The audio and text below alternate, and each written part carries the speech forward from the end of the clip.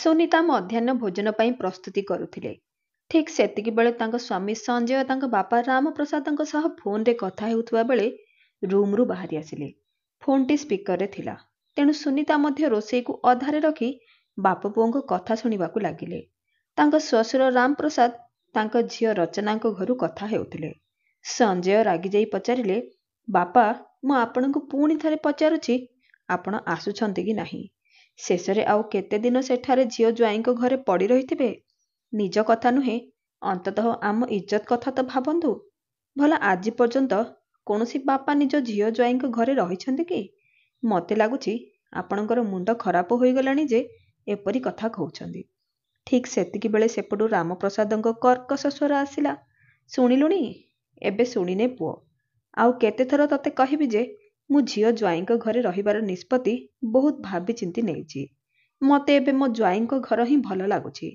ଅନ୍ତତଃ ଏଠାରେ ଗୋଟିଏ କପ୍ ଚା ପାଇଁ 10 ଥର କୁକୁର ଭଳି ଭୋକିବାକୁ ତ ପଡ଼ୁନାହିଁ। ରଚନା ଓ ସୁମିତ ମୋର ସବୁ କଥାର ଧ୍ୟାନ ରଖୁଛନ୍ତି। ଆଉ ଯେତେବେଳେ ସେମାନେ ବି ମୋତେ ବୋଝ ଭାବିବେ, ସେତେବେଳେ ବୃଦ୍ଧାଶ୍ରମ ତ ଅଛି ମୋ ଭଳି ଅସହାୟ ଓ ବୋଝ ପାଲଟି ଯାଇଥିବା ବୁଢ଼ାମାନଙ୍କ ପାଇଁ। ତେଣୁ ତୁମେମାନେ ଏବେ ମୋ ଚିନ୍ତା କର ନାହିଁ। ରାମପ୍ରସାଦ କହିଲେ। ତ ପୁଅ ସଞ୍ଜୟ ଆହୁରି ବିଷ ଓଗାଳି କହିଲେ, ତେବେ ପଡ଼ି ରହିଥାନ୍ତୁ ଝିଅ ଜ୍ୱାଇଁଙ୍କ ଘରେ, ଆଉ ସେମାନଙ୍କ ହାତରେ ନିଜ ଇଜ୍ଜତର ଧଜ୍ଜିଆ ଉଡ଼ାଇଥାନ୍ତୁ।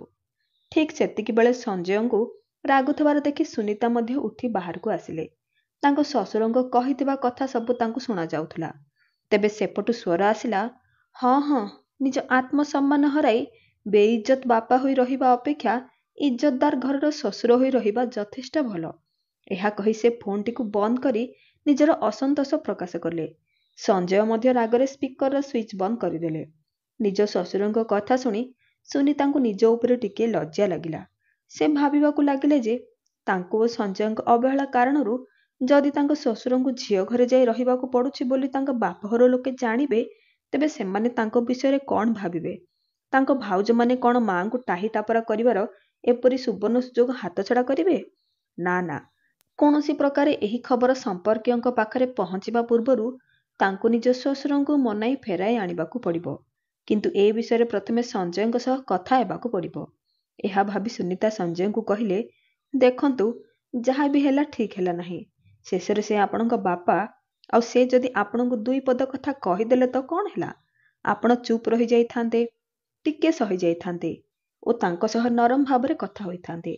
ତେବେ କଥା ଏତେ ବଢ଼ି ନଥାନ୍ତା। ହଁ ହଁ, ଏବେ ତୁମେ ଭଲ ମଣିଷ ହେବାର ଅଭିନୟ କରିବ ହିଁ, କିନ୍ତୁ ସେତେବେଳେ ତ ବୁଢ଼ା ଲୋକଙ୍କୁ ଠିକ୍ ସମୟରେ ଖାଇବା ଓ ଜଳଖିଆ ଦେବାରେ ତୁମେ ନାକେଦମ ହୋଇଯାଉଥିଲା। ତା ଛଡ଼ା ଦିନ ରାତି ବାପାଙ୍କର ଅଭିଯୋଗ କରି କରି ତୁମେ ହିଁ ମୋ ଜୀବନ ନର୍କ କରି ଦେଇଥିଲ।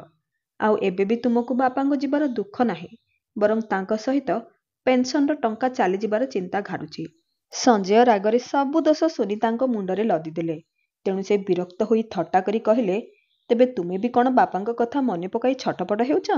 ନିଜ ହାତକୁ ହୃଦୟ ଉପରେ ରଖି କୁହ ଯେ ତୁମକୁ ବାପାଙ୍କ ଟଙ୍କାର କୌଣସି ଆବଶ୍ୟକତା ନାହିଁ। ଯେତେବେଳେ ସୁନିତା ସଞ୍ଜୟଙ୍କୁ ଓଲଟା ଆଇନା ଦେଖାଇଲେ, ସେ ଚୁପ୍ ହୋଇଗଲେ। ତାପରେ ଟିକିଏ ନରମି ଯାଇ କହିଲେ, ଠିକ୍ ଅଛି, ଯାହା ହେବାର ଥିଲା ତାହା ହୋଇଗଲା। ଏବେ ଏହା ଉପରେ ଯୁକ୍ତିତର୍କ କରି କ'ଣ ଲାଭ? ଏବେ ତ ବାସ୍ ଏହା ଭାବ ଯେ ତାଙ୍କୁ କିପରି ଫେରାଇ ଅଣାଯିବ। କାରଣ ଯେତିକି ମୁଁ ତାଙ୍କୁ ଜାଣିଛି, ସେ ଏବେ ନିଜେ ଆସିବେ ନାହିଁ।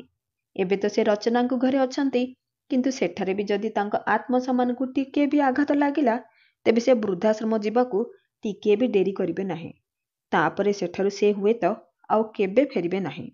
ଯଦି ତୁମେ କୁହ, ତେବେ ମୁଁ କଥା ହେବାକୁ ଚେଷ୍ଟା କରୁଛି। ଶେଷରେ ଭୁଲ ଆମେ କରିଛୁ, ତେଣୁ ଏହାକୁ ସୁଧାରିବାକୁ ଚେଷ୍ଟା ବି ତ ଆମକୁ ହିଁ କରିବାକୁ ପଡ଼ିବ ନା। ଶେଷରେ ସେ ଆମ ପିତା। ସୁନିତା କହିଲେ।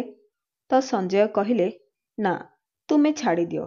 ବାପା ଯାଇଥିବାର ମାସେ ତ ହୋଇଗଲାଣି। ଏବେ ସପ୍ତାହ ପରେ ପିଲାମାନଙ୍କର ଖ୍ରୀଷ୍ଟମାସ ଛୁଟି ହେବାକୁ ଯାଉଛି। ସେତେବେଳେ ଆମେ ସମସ୍ତେ ଯାଇ ବାପାଙ୍କୁ ମନାଇ ଆଦର ସହକାରେ ଫେରାଇ ଆଣିବା। ଏସବୁ ଶୁଣି 2 ପିଲା ପରଦା ପଛରୁ ବାହାରି ଆସିଲେ। ବାପା ମାଆଙ୍କ ଉଚ୍ଚ ସ୍ୱର ଶୁଣି ସେମାନେ ସେଠାକୁ ଆସି ଯାଇଥିଲେ ଏବଂ କହିଲେ, ମା, କ'ଣ ସତରେ ଜେଜେବାପା ଆମ ପାଖକୁ ଫେରି ଆସିବେ? 2 ପିଲା ଖୁସିରେ ଉଛୁଳି ଗୋଟିଏ ସ୍ୱରରେ କହିଲେ, ହଁ ବେଟା, ସେ ନିଶ୍ଚୟ ଆସିବେ। ଆମେ ସମସ୍ତେ ମିଶି ତାଙ୍କୁ ଆଣିବାକୁ ଯିବା। ସୁନିତା ଭିଜା ସ୍ୱରରେ କହିଲେ, ତ ସଞ୍ଜୟଙ୍କ ଚେହେରାରେ ମଧ୍ୟ ସ୍ନେହଭରା ହସ ଆସିଗଲା। 1 ସପ୍ତାହ ପରେ ଯେତେବେଳେ 2 ପିଲାଙ୍କ ଛୁଟି ହେଲା, ସେମାନେ ସମସ୍ତେ ନିଜ କାରରେ ବାପାଙ୍କୁ ଆଣିବାକୁ ବାହାରିଲେ। ସଞ୍ଜୟ ପୂର୍ବରୁ ହିଁ ନିଜ ଭଉଣୀ ରଚନାଙ୍କୁ ଫୋନ କରି ପଚାରି ନେଇଥିଲେ ଯେ ବାପା ଘରେ ଅଛନ୍ତି କି ନାହିଁ ଏବଂ ତାଙ୍କର କେଉଁଆଡ଼େ ଯିବାର କାର୍ଯ୍ୟକ୍ରମ ତ ନାହିଁ। ଅନେକ ଲୋକ ଠିକ୍ ଏମିତି ହିଁ ଥାଆନ୍ତି, ଯେଉଁମାନେ ପାଖରେ ଥିବା ଆପଣାର ଲୋକଙ୍କ ମହତ୍ତ୍ୱକୁ ବୁଝିପାରନ୍ତି ନାହିଁ, କିନ୍ତୁ କୌଣସି କାରଣରୁ ଯେତେବେଳେ ସେହି ଆପଣାର ଲୋକମାନେ ଦୂରେଇ ଯାଆନ୍ତି ସେତେବେଳେ ସେମାନେ ତାଙ୍କ ଅଭାବକୁ ଅତି ଗଭୀର ଭାବରେ ଅନୁଭବ କରନ୍ତି। ସଞ୍ଜୟ ଓ ସୁନିତାଙ୍କ ଅବସ୍ଥା ମଧ୍ୟ ସେଇଆ ଥିଲା।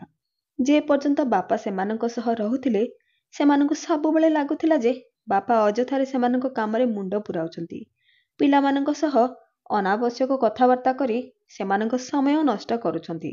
ଲାଗୁଥିଲା ଯେ ବାପା ସମସ୍ତଙ୍କ ଉପରେ ଏକ ପ୍ରକାର ଅଙ୍କୁଶ ଲଗାଇ ରଖିଛନ୍ତି ଏବଂ ସେମାନଙ୍କ ସ୍ୱାଧୀନତା ସମ୍ପୂର୍ଣ୍ଣ ରୂପେ ଶେଷ ହୋଇଯାଇଛି।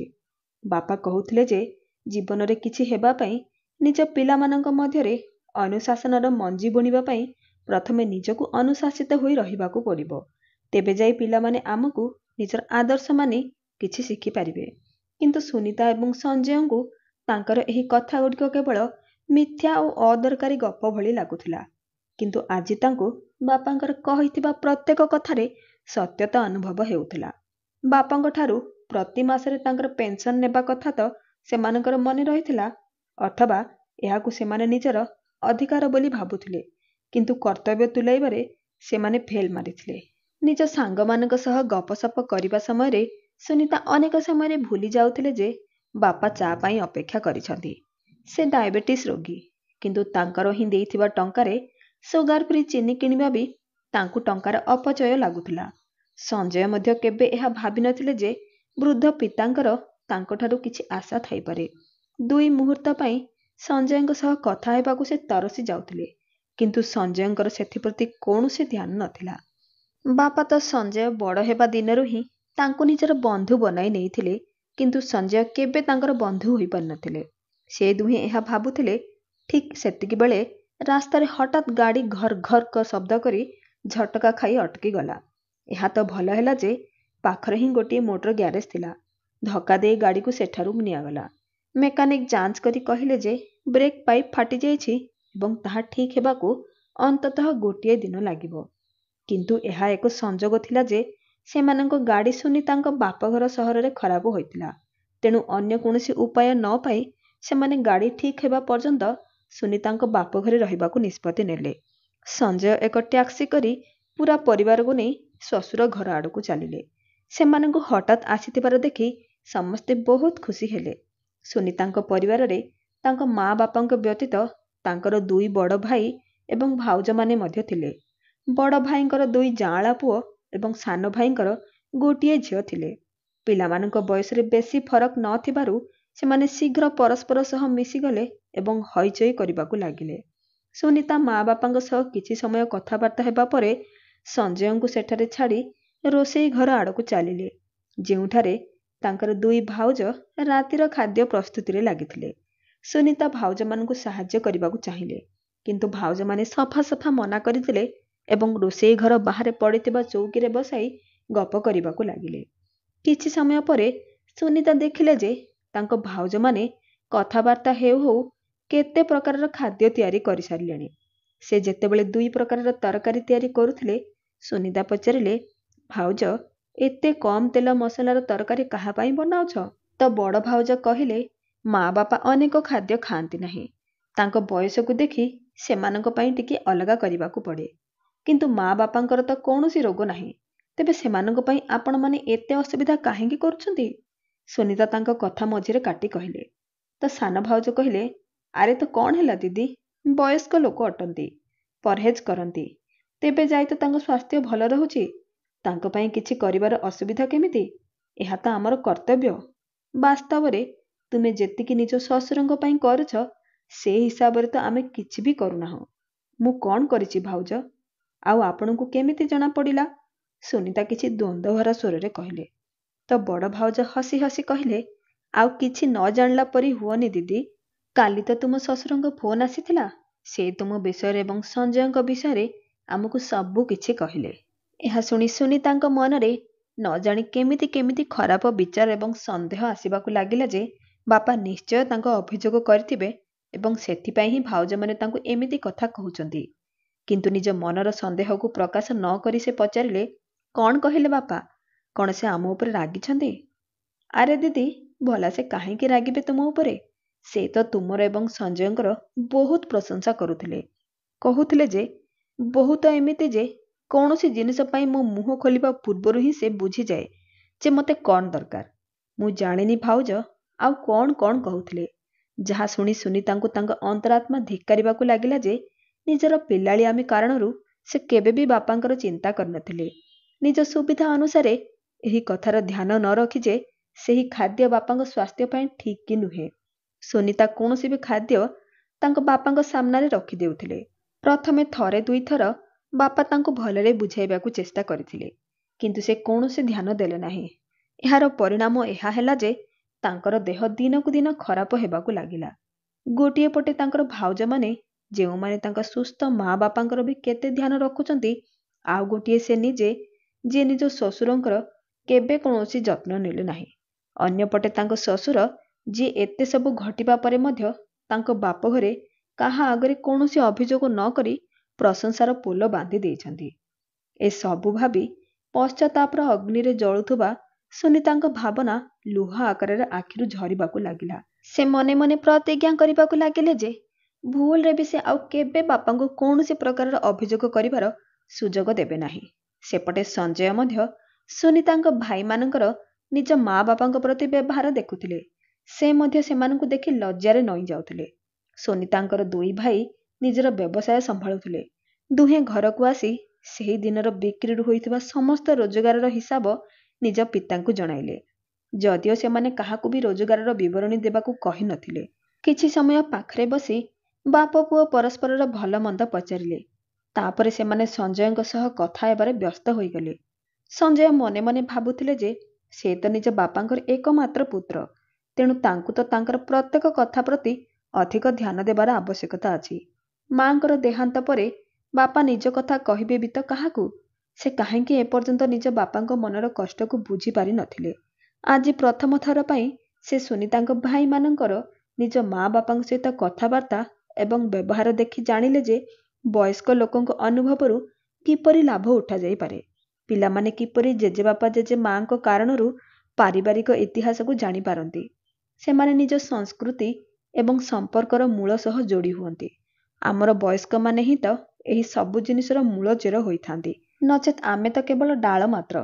ଯଦି ଚେରକୁ ହିଁ କାଟି ଫୋପାଡ଼ି ଦିଆଯାଏ, ତେବେ ଗୃହସ୍ଥ ଜୀବନର ଗଛ କିପରି ଫଳି ଫୁଲିବ?